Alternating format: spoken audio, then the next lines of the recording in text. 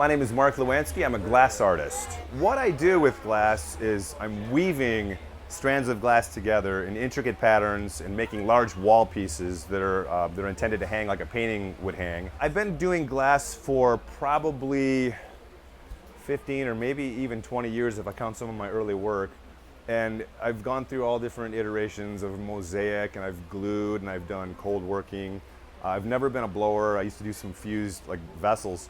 And it all seemed lacking in a way in complexity. I wanted to do something that almost no one else could do, that was pushing the limits of what's possible with glass.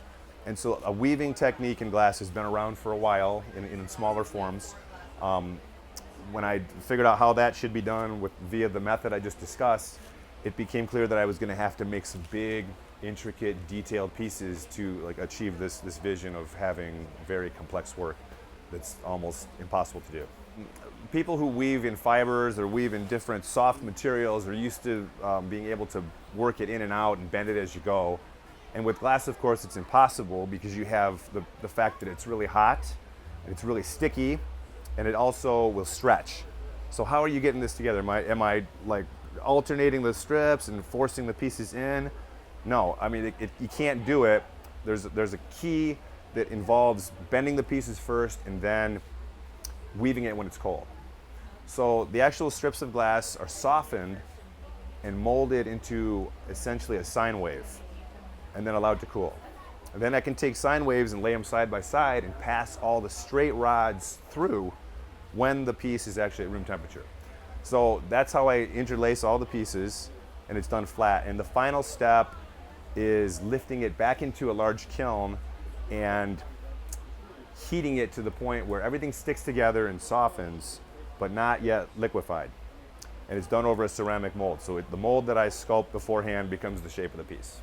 I feel that I'm part of the echelon, started with Harvey Littleton and Chihuly and some of the other pioneers that have been building and building on each other's work.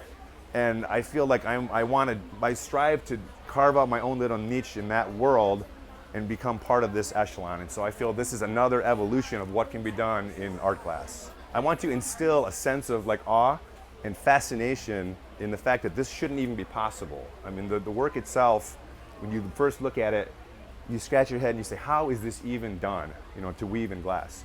And so that's the first impression I want people to feel. And the second one is just beauty, color, form. I want the collector of my piece to feel that they bought an intricate painting in glass that they can hang on the wall and enjoy it as they would a Van Gogh or any other artist of skill. I've been a colorist my whole career. It's always been a big part of my work, juxtaposing, contrasting, adding different patterns and ratios of color. I always try to balance things like on a fulcrum, where you have a little bit of color here, but you over this way, on a longer distance from the fulcrum, you have a little more. Anyway, I theorize that, and I kind of have an intuition for how it should look, and I put it all together, and hopefully it comes out looking real well.